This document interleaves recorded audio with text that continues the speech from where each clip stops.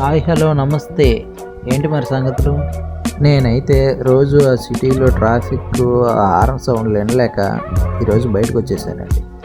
ఒకసారి బయటకు వచ్చి చూస్తే ఏదో స్విట్జర్లాండ్లో ఉన్నట్టే అనిపిస్తుందండి. మనకు ఎలాగో స్విట్జర్లాండ్ వెళ్ళే సీన్ లేదు, అది వేరే విషయం అనుకోండి. అలా హైవే నుంచి బయటికి రాగానే అసలు వైపు స్టార్ట్ అయింది. రోడ్డుకి అటువైపు ఇటువైపు పొలాలు, ఎదురుగా కొండలు, చూడడానికి రెండు కళ్ళు సరిపోవట్లేదండి.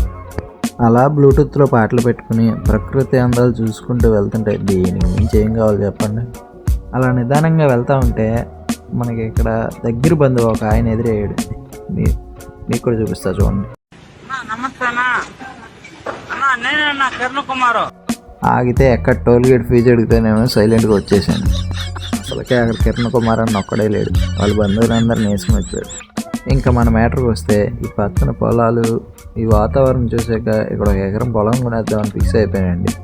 సరే అని ఫోన్ ఓపెన్ చేసి ఫోన్లో బ్యాలెన్స్ చెక్ చేస్తే పొలం కాదు కదా, కొత్తిమీర కట్టకపోతే డబ్బులు ఏముంది. అయినా ఎకరం పొలం కొనేంత డబ్బులు మన దగ్గర ఉంటే ఇలా బండి మీద ఎందుకు తిరుగుతాను, కార్లో తిరిగేవాడిని కదా.